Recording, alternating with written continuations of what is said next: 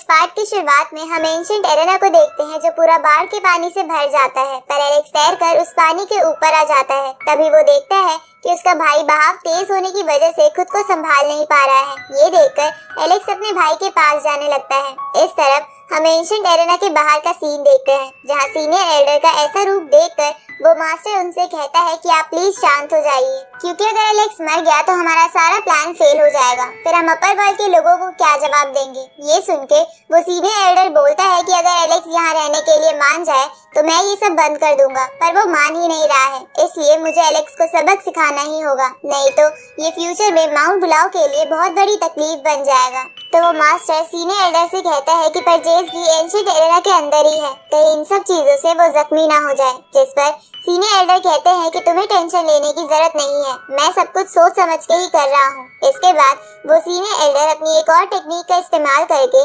Ancient arena में एक puppet snake भेज देता है। इस तरफ हम एलेक्स को देखते हैं जो अपने भाई के पास आकर उसे तेज बहाव से बचा लेता है, पर तभी एलेक्स को महसूस होता है कि उसके आसपास कोई है। इसलिए एलेक्स इधर उधर देखने लगता है। उसी वक्त उसके पीछे एक बड़ा सा पपेट स्नेक आ जाता है और उन दोनों पर अटैक करने लगता है। ये देखकर एलेक्स अपने भाई जेस को अपने से दूर कर देता है और खुद उस पपेट स्नेक का अटैक झेल लेता है। इस तरफ हम एलेक्स के पेरेंट्स को देखते हैं, जहाँ एलेक्स की मॉम उस फॉर्मेशन में हल्का सा कट लगाने में कामयाब हो जाती है। जिसके बाद एलेक्स की मॉम अपनी पावर्स का इस्तेमाल करके अपने दोनों बेटों की सिचुएशन देख लेती है और उस सिचुएशन को देखकर बहुत ज्यादा घबरा जाती है। पर तभी उस फॉर्मेशन का क्रैक फिर से ठीक हो जाता है। तो एलेक्स का फादर यानी जेसन अपनी वाइफ से कहता है कि रुको, मैं भी इस फॉर्मेशन को कट करने की कोशिश करता हूँ। इसके बाद जेसन अपनी स्पेयर को उस फॉर्मेशन की तरफ फेंकता है, जिससे उस फॉर्मेशन में क्रैक बनने लगता है। लेकिन उसी वक्त वो फॉर्मेशन जेसन की स्पेयर को पीछे फेंक देती है।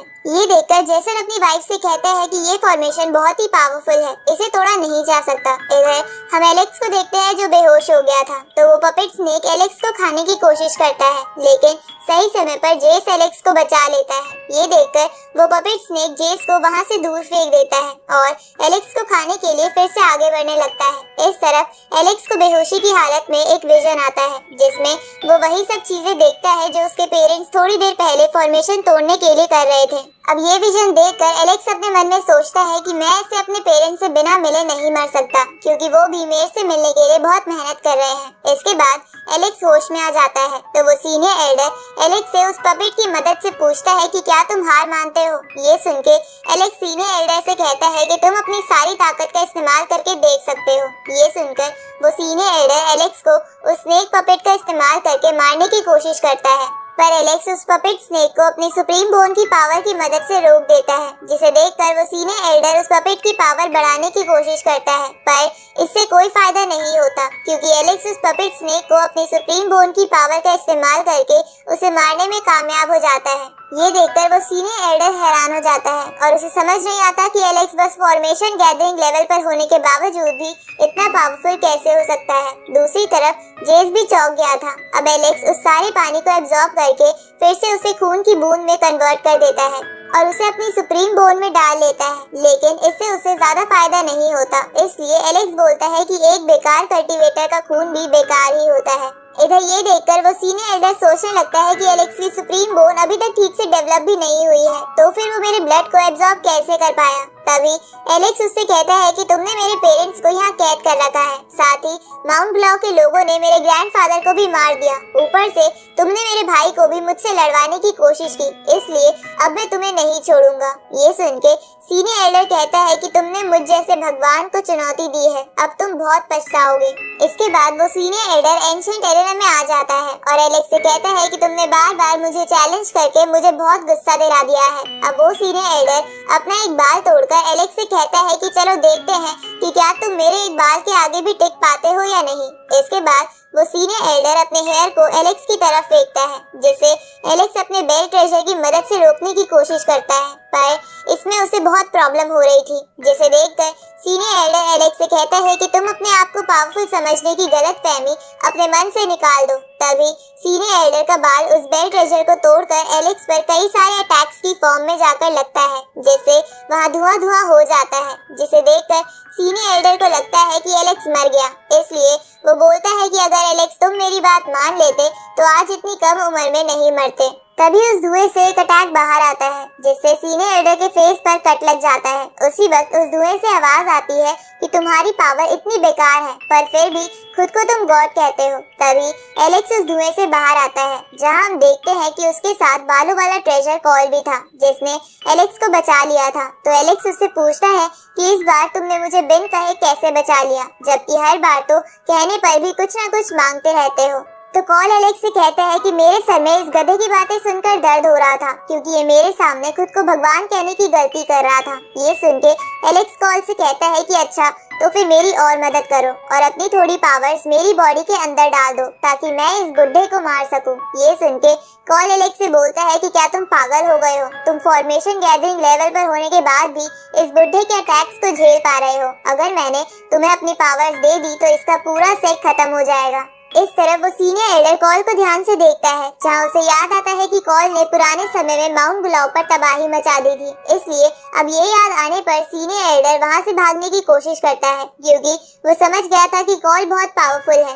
ये देखकर कॉल एलेक्स से कहता है कि इस बुड्ढे की हरकतें देखकर मेरा सर और तेज दर्द हो रहा है, इसलिए चलो मैं तुम्हारी नहीं बल्कि तुम्हारी स्वॉर्ड की पावर बढ़ा देता हूँ। अब कॉल एलेक्स की घोस्ट स्वॉर्ड की पावर बहुत बढ़ा देता है। इधर सीनियर एल्डर एक टेलीपोर्टेशन सिस्टम का इस्तेमाल करके वहाँ से भागने की कोशिश करता है, पर कॉल उसे वहाँ से भागने नहीं देता। ये देखकर उस सीनियर एल्डर को समझ नहीं आता कि उसके साथ क्या हो रहा है। तभी एलेक्स सीनियर एल्डर से कहता है कि क्या तुम इतना डर गए हो जो तुम्हें बाहर जाने का रास्ता तक नहीं मिल रहा? जिस पर सीनियर एल्डर कहता है कि मुझे पता है ये सब कॉल कर रहा है। इसके बाद एलेक्स उससे पूछता है कि मेरे पेरेंट्स कहाँ हैं, जिस पर सीनियर एल्डर एलेक्स से झूठ बोलता है कि वो माउंट बुलाओ में नहीं है। ये सुन के एलेक्स सीनियर एल्डर पर अटैक करता है, क्योंकि वो इस झूठ के बारे में समझ गया था। अब वो सीनियर एल्डर एलेक्स की स्वॉर्ड की पावर देखकर डर जाता है और उसे बता देता है कि उसके पेरेंट्स एक फॉर्मेशन में कैद है। जिसके बाद एलेक्स उस एल्डर से अपने ग्रैंडफादर के बारे में पूछता है, तो वो सीनियर एल्डर कहता है कि तुम्हारे ग्रैंडफादर माउंट बुलाओ पर तुम्हारे पेरेंट्स से मिलने आए थे,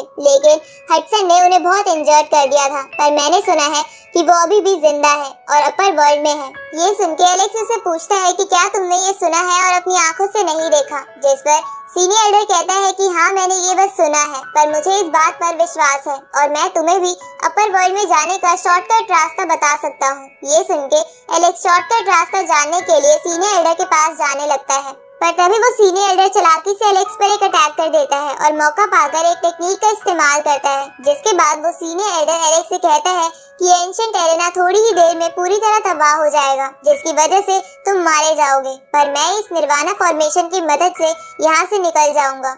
ये देखकर जेस बोलता है कि क्या ये सच में एक सीनियर एल्डर कहलाने के लायक है, क्योंकि ये तो सिर्फ खुद ही यहाँ से निकलने की सोच रहा है। ऊपर से इन्होंने मुझे पहले बाढ़ में भी फंसा दिया था, जैसे कि मैं इनके लिए कुछ भी नहीं हूँ। ये सुन के एलेक्स अपने भाई से कहता है कि ये कल्टीवेशन का दूसरा रूल है कि किसी भी कल्टीवेटर को कैसी भी सिचुएशन में होप नहीं खोनी चाहिए।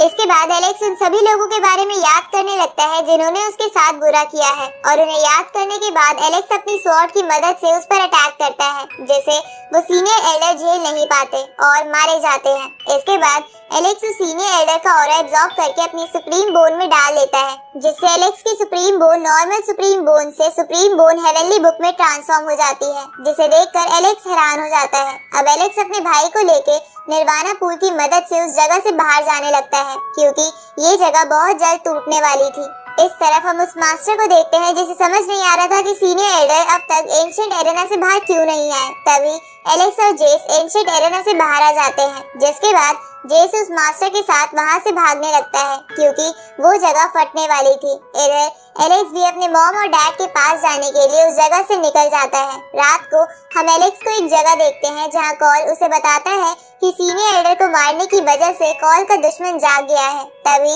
वो जगह हिलने लगती है और हम कॉल के दुश्मन को देखते हैं जो बड़ा सा पहाड़ जैसा क्रिएचर था, जिसे देखकर एलेक्स हैरान हो जाता है। तभी वो क्रिएचर गुस्से में कहता है कि तुम यहाँ क्यों आए हो, और इसी के साथ हमारा ये पार्ट यहीं खत्म होता है।